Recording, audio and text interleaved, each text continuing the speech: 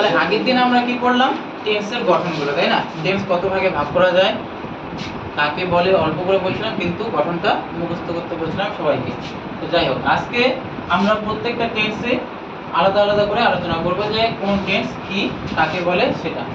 ঠিক আছে, তাহলে প্রথমে আমরা আলোচনা করব, সবার প্রথমে কি ছিল, present indefinite tense. Present indefinite tense কাকে বলে? এটা খুব সহজ। এখানে তিনটা জিনিস আমাদের দেখতে হবে, যে বর্তমানকালে, প্রেজেন্ট মানে কি বর্তমান, বর্তমানকালে যদি কোনো সাধারণ ঘটনা বা কোনো সাধারণ কাজ করা হয় সেগুলোকে কি বলবো আমরা, প্রেজেন্ট ইনডিফিনিট টেন্স। অথবা যদি কোনো নিত্য শব্দ, নিত্য মানে হচ্ছে কি প্রতিদিন যদি কোনো কাজ করে থাকি, যেমন মনে কর রাম প্রতিদিন স্কুলে যায়, বা আমি প্রতিদিন সকালে উঠে চা খাই, তাই না? আই কিভাবে রে, ড্রিঙ্ক টি এভরি মর্নিং, তাই না? এরকম।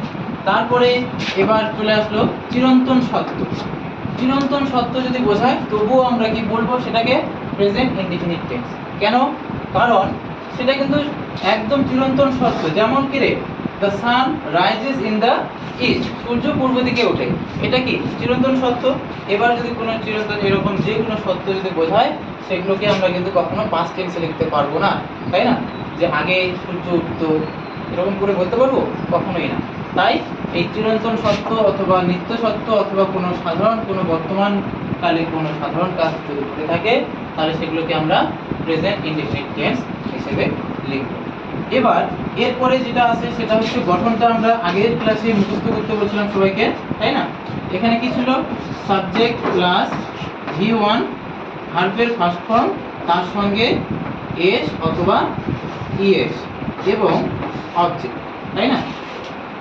এবার সবার মনে মনে হয়তো প্রশ্ন আসতে পারে যে এস অথবা ইএস কখন বসাবো।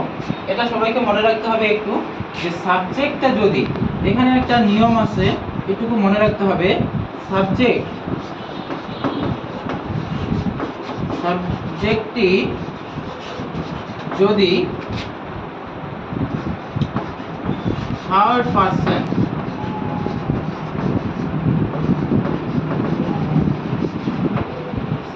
পারসন সিঙ্গুলার নাম্বার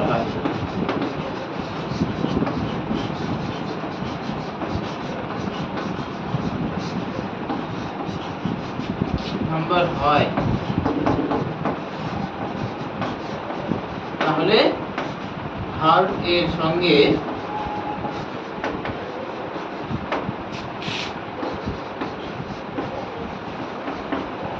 এস অথবা ইএস বসে। এটা কিন্তু একটা নিয়ম, যদি সাবজেক্টটা কি হয়, থার্ড পারসন সিঙ্গুলার নাম্বার হয়, তাহলেই কিন্তু ভার্বের সঙ্গে এস অথবা ইএস বসবে। এখানে আরেকটা জিনিস মনে রাখতে হবে, ভার্বকে যদি আমরা নরমালি লিখি তাহলে কিন্তু সেটা প্লুরাল, ঠিক আছে? ভার্বকে যদি আমরা নরমালি লিখি, যেমন গো, ঠিক আছে, গো, তাহলে এটা কি হবে, প্লুরাল। এবং এর সঙ্গে যদি আমরা এস অথবা ইএস, এখানে তো ইএস যুক্ত হবে, তাহলে ইএস যদি যুক্ত করি তাহলে কিন্তু এটা কি হয়ে গেল, সিঙ্গুলার হয়ে গেল। হ্যাঁ, তার মানে এটা আমরা বুঝতে যাচ্ছি যে সাবজেক্টটা যদি সিঙ্গুলার হয় তাহলে ভার্বটাও কি করতে হবে, সিঙ্গুলার বসাইতে হবে। আমরা যখন লিখি যে আই এম লিখি অথবা কি লিখি, ওয়াজ লিখি, তার মানে কি সাবজেক্টটা একজন, তাই আমরা এম অথবা ওয়াজ লিখি কিনা? তা না হলে যদি দিয়ে থাকে তাহলে কি করব রে, এখানে আর অথবা কি হবে, ওয়ার হবে, কিন্তু যাই হোক জায়গা নেই, ওয়ার হবে। হ্যাঁ, এর পরে কি ইস হবে অথবা ওয়াজ হবে? হবে না। কেন হবে না? কারণ সাবজেক্টটা এখানে কি আছে, প্লুরাল আছে। সাবজেক্টে যদি প্লুরাল থাকে তাহলে ভার্বটাকেও আমাদের প্লুরাল নিতে হবে। এর জন্য এখানে কি হলো, সাবজেক্টটা সিঙ্গুলার, তাই আমরা এই ভার্বটাকেও সিঙ্গুলার করে দেব। ঠিক আছে, সিঙ্গুলার কিভাবে করতে হয়, এস অথবা ইএস যুক্ত করে দিলে ভার্বটা কি হয়ে যায়, সিঙ্গুলার হয়ে যায়। ঠিক আছে, এবার যদি বলিস যে এটাকে সিঙ্গুলার আছে, এটাকেও কেন আমরা সিঙ্গুলার করব, তাই না? এবার এটা স্বাভাবিক ব্যাপার। যদি মনে কর বিয়ে না করিস, তাই না? মনে কর বিয়ে করবি একটা মেয়েকে, তাহলে তুই কি এমন মেয়েকে বিয়ে করবি যে কি করবে রে, যে যার অলরেডি একটা স্বামী আছে, এরকম করবি? তুই যদি সিঙ্গেল হইস তাহলে সেই মেয়েটাকেও কি লাগবে, সিঙ্গেল লাগবে, তাই না? এরকমই হচ্ছে ব্যাপার, কিছু মনে করিস না, এটা জাস্ট এমনি বললাম। যাই হোক, এবার এটা চলে গেল, এটার এক্সাম্পল একটা দিয়ে দেই, এক্সাম্পল দিয়ে দেই। The sun rises in the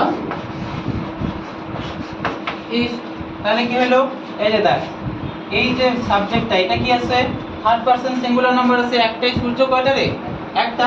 তাহলে কি হবে, ভার্বের সঙ্গে রাইজ হচ্ছে ভার্ব, তার সঙ্গে কি হলো, এস যুক্ত হয়ে গেল, তাহলে কি হলো, the sun rises in the east. Clear?